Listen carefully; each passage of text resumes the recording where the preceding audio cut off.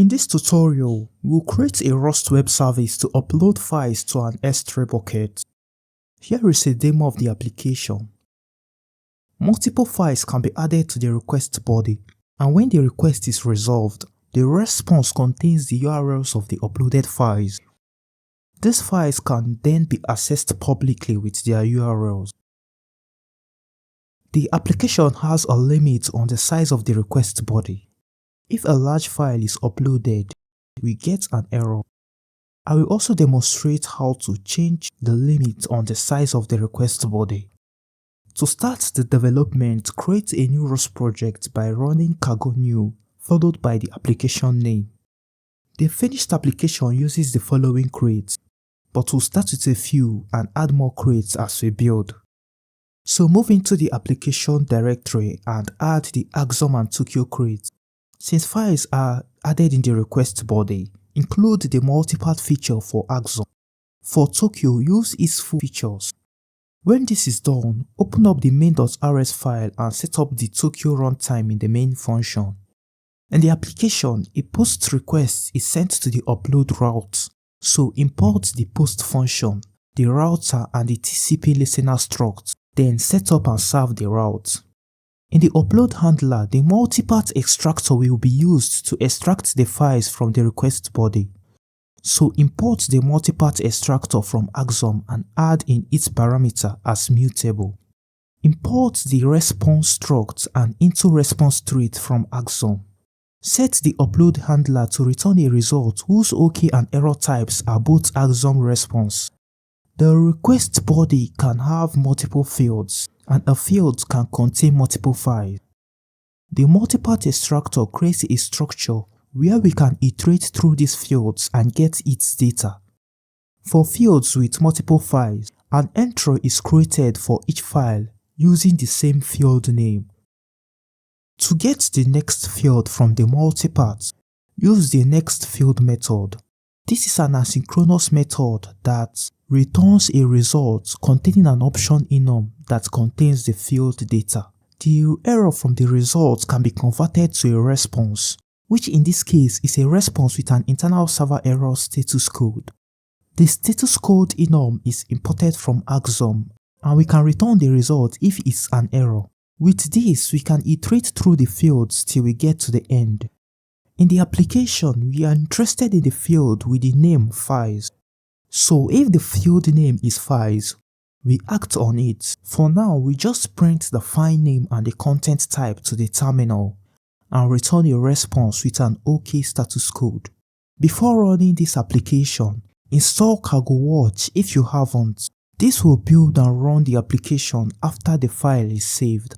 When this is done, run Cargo Watch-x run, and this will rebuild and run the application whenever you save. On Postman, I added a puppy.jpg and a random.txt file. When I send the request, I can see the file name and the content type of each file in the console.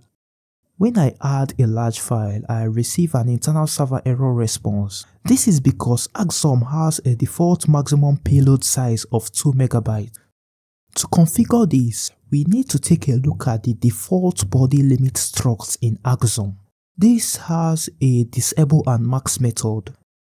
The max method is used to change the maximum number of bytes a payload can have.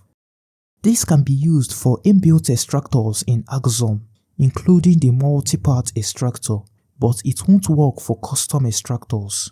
For a general case, make use of the request body limit middleware from Tower HTTP.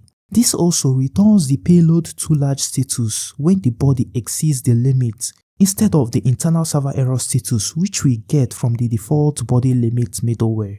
So install the Tower HTTP crate with the limit feature to use the request body limit middleware. After importing the default body limit and request body limit middleware, disable the default body limit, then add the new limit which I'll set to 10 MB. The request can now contain files up to 10 MB. To upload a file to an S3 bucket, the bytes of the files are needed.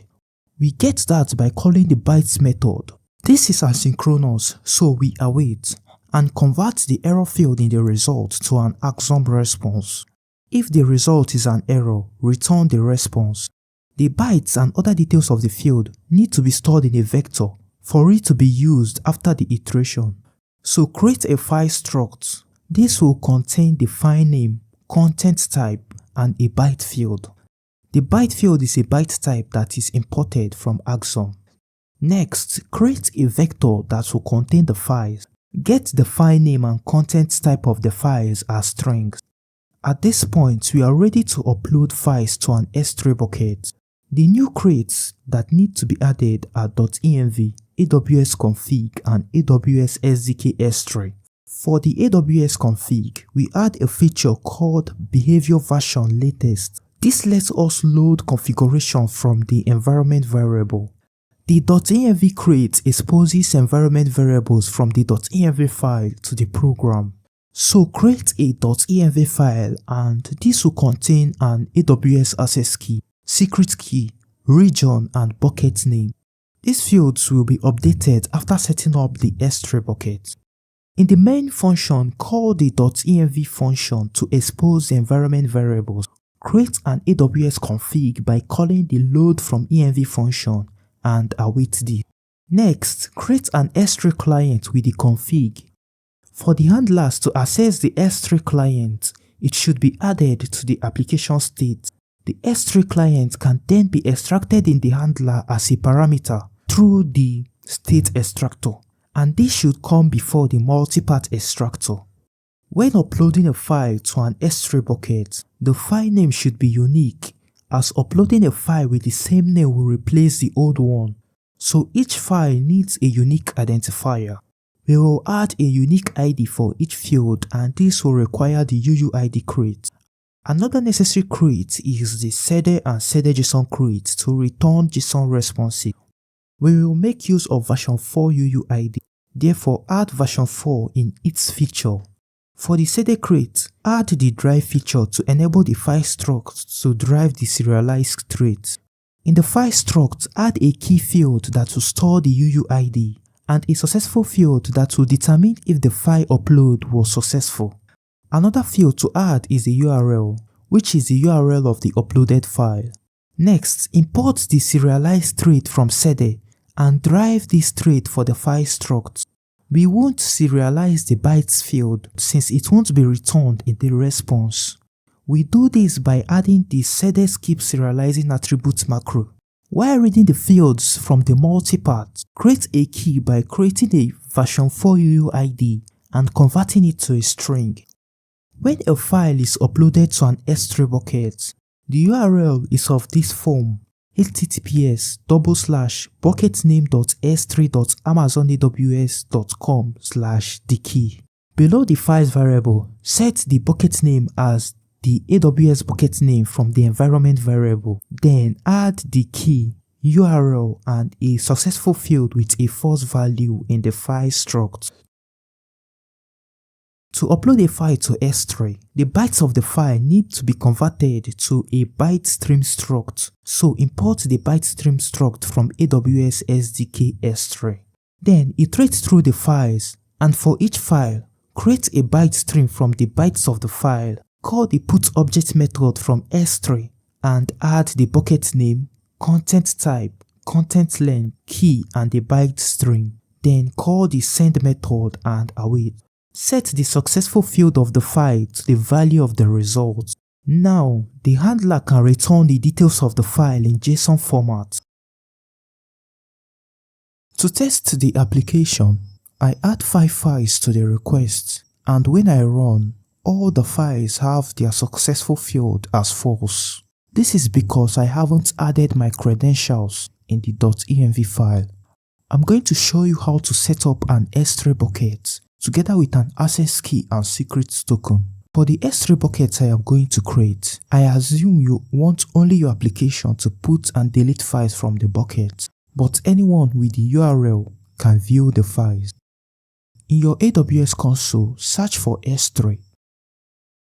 Create a bucket and add a name. If you want the objects in the bucket publicly accessible, uncheck this box and acknowledge. The objects won't be public yet. In the Properties tab, copy the ARN and in the Permissions, click on Bucket Policy. Click on Policy Generator and select S3. For the Principal field, add an asterisk. For the action, select Get Object. Paste the ARN followed by a slash and an asterisk to represent all the objects in the bucket. Click on Add Statement and then Generate Policy. Copy the content, paste it into the bucket policy and save the changes. To get an access key and secret token, search for IAM. In the Policies tab, create a new policy. Choose the S3 service.